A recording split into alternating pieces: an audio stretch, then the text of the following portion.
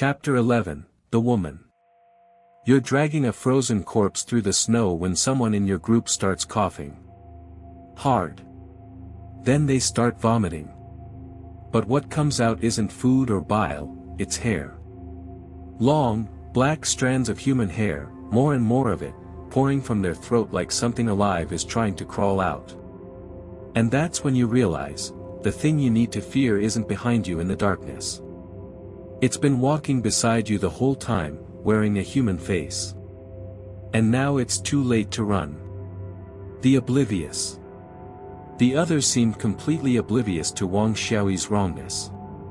Their attention had shifted entirely to the corpse they'd unearthed, their relief at finding it so quickly overshadowing everything else. In the hierarchy of their immediate concerns, a frozen body to fill the well trumped all other considerations, even the possibility that something inhuman walked among them. Excellent. I can't believe we found it so fast. Xiong Qi's voice carried genuine admiration as he praised Lin Qiushi's good fortune. I honestly thought we'd be spending the night out here in the cold. Let's go. Get this body back. Cheng Wen's mood had stabilized somewhat at the sight of the corpse, though his underlying volatility still simmered just beneath the surface. He spat onto the snow, a gesture of contempt, and shot Wang Xiaoyi another venomous glare. You got lucky. Wang Xiaoyi's face crumpled into an expression of fear, and she moved to hide behind Lin Qiushi as she'd done before. But this time, Lin deliberately prevented it. He grabbed her wrist firmly, both to stop her movement and to test something, and said loudly, "Don't be afraid of him. We're here." Cheng Wen, what's your problem? Why are you trying to scare her? The contact gave Lin the information he needed. Wang Xiaoyi's wrist felt normal. Human body temperature, the texture of skin, even the slight give of flesh over bone. Everything was exactly as it should be.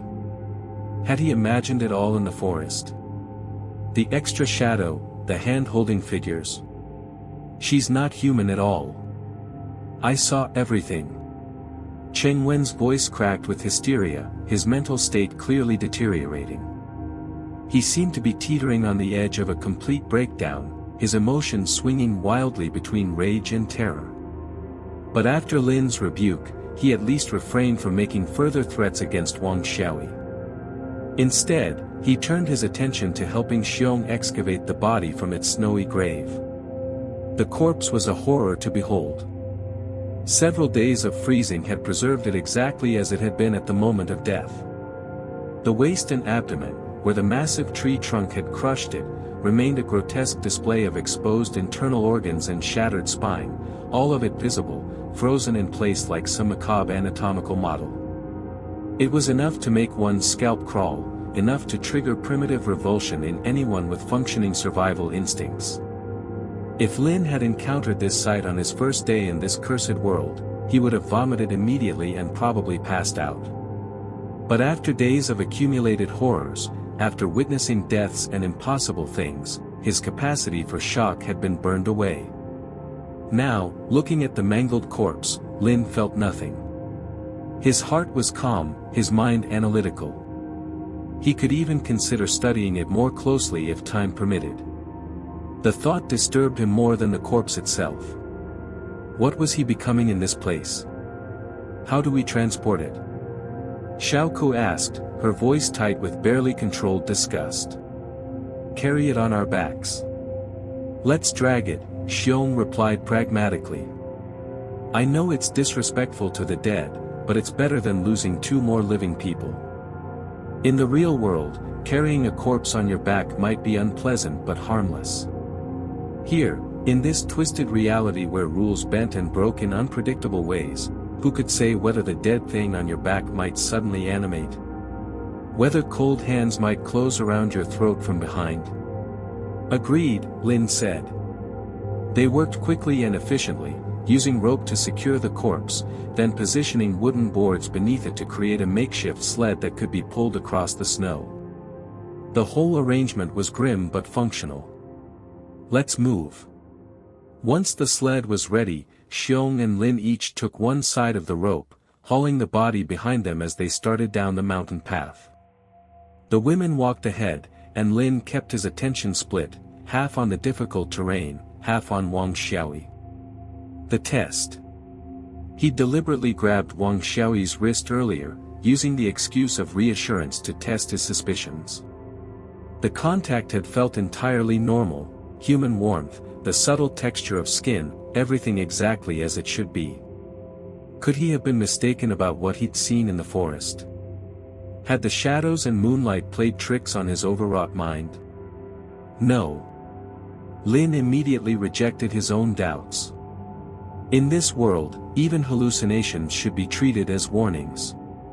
Here, a single misstep, a single moment of dismissing your instincts, could mean death. As they trudged through the snow, Yuan Baijie positioned herself close behind Lin.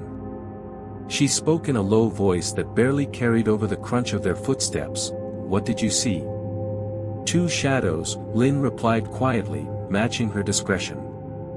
"Ah." Yuan made a small sound of understanding. Lin pressed further. "Is she human?" Yuan heard his question and let out a soft laugh, amused by something. "If I tell you she's human, does that make it true? Why do you trust me so much?" Lin considered this for a moment before answering. "Maybe because you're beautiful." "I like that answer." Yuan's voice carried a smile. After a brief pause, she continued, "I'm not entirely certain, but probably she's human. However, we can't let our guard down.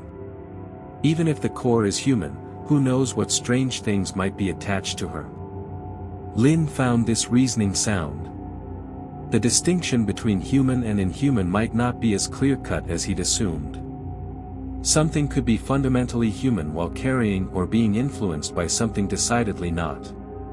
The mountain path was narrow and treacherous, but fortunately the frozen corpse, while gruesome, wasn't unbearably heavy. When they finally descended to more level ground, everyone released a collective breath of relief. At least the journey had been uneventful so far.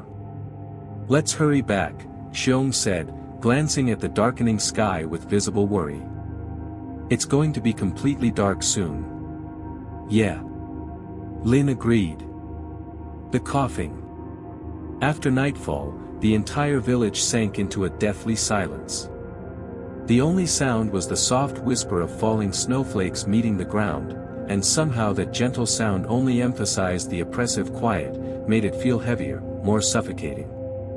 They continued their grim procession, pulling the sled-mounted corpse through the snow, when suddenly Wang Xiaoyi, walking at the front of the group, erupted into violent coughing. It wasn't a normal cough, not the kind that comes from cold air irritating your throat or from catching a minor illness. This was something desperate, painful, the sound of someone choking on something solid and wrong. Her body bent double with the force of it, convulsing with each racking spasm. "Wang Xiaoyi, are you okay?" Xiao Ku, walking nearby, asked with concern. Wang Xiaoyi couldn't respond. She waved one hand weakly, trying to signal that she was fine, but the gesture was unconvincing. The coughing continued, intensified, her entire body shaking with the effort of trying to expel something from her throat. And then Cheng Wen, whose emotions had seemed to stabilize, suddenly exploded into action. With a roar of fury and terror, he raised the iron shovel he'd been carrying and swung it directly at Wang Xiaoyi's head. "What are you doing?" Lin reacted instantly, intercepting Cheng Wen before the blow could land. "Cheng Wen, have you lost your mind?" Cheng Wen's eyes were bloodshot, wild, the eyes of someone who'd crossed the line from sanity into pure survival instinct untethered from reason. His voice emerged as a hoarse, animalistic roar, "She's a monster. Don't try to stop me." Wang Xiaoyi's coughing grew worse. She dropped to her knees in the snow, and the coughing transformed into retching, deep, violent heaves that seemed to originate from somewhere far below her stomach. Xiao Ku stood closest to her, and when she saw what Wang Xiaoyi was vomiting up, she couldn't suppress a sharp cry of horror. "The hair! Lin turned just in time to see something impossible emerging from Wang Xiaoyi's mouth. Hair. Long strands of black hair, not just a few strands but masses of it, thick ropes of human hair pouring from between her lips like she'd swallowed someone whole and their hair was trying to escape. She clutched at her throat with both hands, her face contorted in agony, and still the hair kept coming, more and more of it, an impossible amount that couldn't possibly have fit inside a human body. The hair didn't just fall limply to the ground. It moved. It writhed. The black strands twisted and coiled against the white snow like living things, like serpents, like the reaching fingers of something trying to pull itself into existence. I have to kill her. She's going to kill us all. Chengwen had completely lost control. The human body, when pushed to its absolute limit, can produce terrifying strength, the kind that comes from pure survival drive overriding every other consideration. In a single explosive movement, he wrenched himself free from Lin's grip with enough force to send Lin stumbling. Lin hit the ground hard, the impact driving air from his lungs. He could only watch, helpless and horrified, as Chengwen raised the shovel high and brought it down on Wang Xiaoyi's head with all his strength. The sound was indescribable, a wet, crunching impact that would echo in Lin's nightmares forever. Ah! Wang Xiaoyi's scream was high and terrible, the sound of someone dying in agony. The shovel's blade split her skull cleanly down the middle, cleaving her head into two distinct halves. Scalding blood sprayed across the pristine white snow in arterial gouts, so hot that it created rising wisps of steam where it landed. The vomiting stopped. Wang Xiaoyi froze in her kneeling position, maintaining her posture of agony for one endless moment, then slowly toppled sideways into the snow. She's dead. Chengwen's laugh was empty, unhinged, the sound of someone who'd crossed into territory from which there was no return. He kicked Wang Xiaoyi's body experimentally with his foot, as if testing whether she might still move. We can survive now. We can all survive. Nobody spoke. The four remaining people stood in shocked silence, watching this horrifying scene play out like spectators at an execution. The hair that Wang Xiaoyi had vomited began to fade, growing transparent like morning fog under sunlight, then disappeared completely as if it had never existed. Her eyes remained wide open, staring at nothing, reflecting only the cold indifference of the moon. Those eyes seemed to ask a question: why did I die like this? Chengwen released his grip, and the blood-soaked shovel fell to the ground with a dull thud. He looked around at the others, seeing their expressions of fear and revulsion, and something like indignation entered his voice. Why are you looking at me like that? I saved you. I saved all of you. The sound. Shoo, sh. Into the frozen silence came a new sound, a rhythmic rustling, scraping noise that shattered the horrified stillness like a rock through ice. Lin turned his head sharply, clearly hearing the sound coming from the direction of the mountain forest. It sounded like something being dragged across the ground, something heavy and rough scraping against snow and frozen earth as it approached their location. The sound carried an inexorable quality, steady and unhurried, the movement of something that knew they couldn't escape, that had all the time in the world. What is that sound? Lin felt dread settling into his bones like winter cold. We need to go. Now. Agreed. Xiong's face had gone pale, all color draining away. Without wasting energy on Chengwen or any further discussion, he and Lin grabbed the ropes attached to their grim cargo and started running toward the house, their previous fatigue forgotten in the face of new terror. This time, everyone ran without holding anything back. But the soft, deep snow and their heavy winter clothing still hampered their progress, making every step an exhausting battle. Lin's breath came in harsh gasps that burned his throat, but he didn't dare slow down. He could hear that dragging, scraping sound getting closer with every passing second, gaining on them despite their desperate flight. Chengwen ran too, and somehow he'd pulled ahead of everyone else, his panic giving him speed. He was the first to reach their temporary home. "Cheng Wen, open the door!" Xiong shouted, his voice raw with desperation and exertion. Cheng Wen fumbled with the door in his panic, his hands shaking so badly he could barely manage the latch. Finally, he got it open, and then, instead of rushing inside as any sane person would, he froze in the doorway. He stared at something only he could see, something inside the house that terrified him even more than whatever was pursuing them. His face went slack with horror, and then he began swinging his shovel wildly at empty air, attacking nothing visible, screaming at the top of his lungs, "There's a ghost! There's a ghost in there! The shadow!" Lin initially thought Cheng Wen had finally suffered a complete mental breakdown, that fear had pushed him past the breaking point into total psychosis. But as he got closer, as he looked more carefully, he realized with dawning horror that Cheng Wen was right. Something was wrong with Cheng Wen's shadow. Illuminated by the moonlight, his shadow on the ground had split into two distinct forms. One was his own, the normal silhouette of a man holding a shovel. But the other shadow was different, longer hair, a distinctly feminine shape, an arm extending outward as if to take Cheng Wen's hand. Two shadows, lying side by side on the snow, as if they'd somehow separated from Cheng Wen's physical body and become independent entities. "There's a ghost! There's a ghost!" Cheng Wen's screaming reached a fever pitch, terror finally overwhelming what little sanity he had left. His last nerve was about to snap completely. Finally, Lin couldn't stand it anymore. He stepped forward and delivered a sharp chop to the back of Cheng Wen's neck, a precise strike that dropped him instantly. Cheng Wen crumpled unconscious to the ground, mercifully silent. "Get inside! Now!" Wan Baijie's voice called from within the house, sharp with urgency. "That thing is almost here."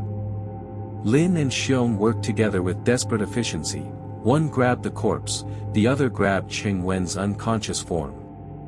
They just barely managed to haul both bodies across the threshold when that terrible scraping, dragging sound reached the door.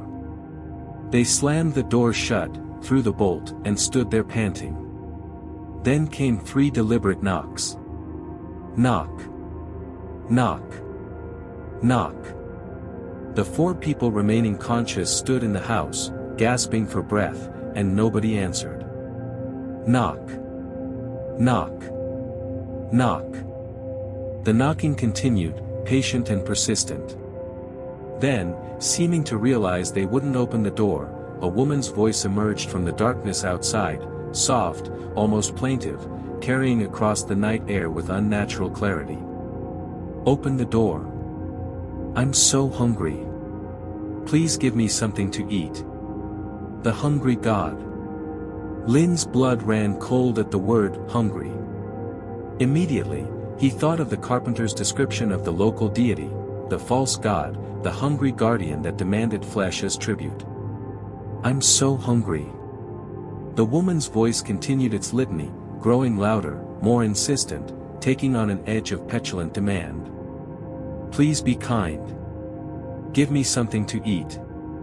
"Holy shit!" Xiao Kus suddenly cursed, her voice sharp with panic. "Look at the wall." Lin whipped around to look where she was pointing. There, above the courtyard's perimeter wall, he could see something that shouldn't be possible, the top half of a head and a pair of black eyes, peering over the top of the wall at them. The wall stood at least 2 meters high, over 6 feet of solid brick. No normal human could peer over it from the other side without a ladder or something to stand on. But here it was, a woman's head, floating impossibly high, with eyes that reflected moonlight like pools of oil. "I'm so hungry." Those black eyes tracked movement, finding the group standing frozen in the courtyard. "I'm so hungry. If you won't give me food, I'll have to come get it myself." The head began to move, tracking along the top of the wall like a balloon on a string, those terrible eyes never blinking, never looking away. "What do we do?" Lin's mouth had gone completely dry, his voice coming out as barely a croak. Ruan Baijia's response was immediate and decisive, "Go. Ignore her. Get the body into the well first." "Right." Lin agreed with her assessment. Whatever that thing was, their best chance of survival was completing the ritual, feeding the well, satisfying whatever dark appetite governed this cursed place. He and Xiong grabbed the corpse between them and ran for the well in the center of the courtyard. Ruan stayed close beside them, and when they reached the well's edge, she actually had the courage to lean forward and peer down into that black shaft. The darkness seemed absolute, infinite, as if the well didn't have a bottom at all but descended forever into some lightless void. "Drop it," Ruan said. Lin and Xiong released their grip simultaneously. The mangled corpse slid over the well's edge and vanished into darkness. They waited to hear the impact, the sound of the body hitting bottom. Silence. The corpse fell, and no sound of impact came. It was as if the well truly was bottomless, as if they just fed something that existed in a space outside normal physics. But although there was no sound of the body landing, other sounds began to emerge from the depths. Wet sounds. Tearing sounds. The unmistakable noise of something eating, of flesh being pulled apart and consumed with enthusiastic hunger. Chewing. Swallowing. The sounds of a feast.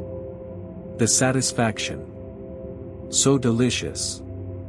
The woman's voice outside the wall suddenly changed tone, losing its plaintive quality and becoming rich with satisfaction. So delicious. The head disappeared from above the wall.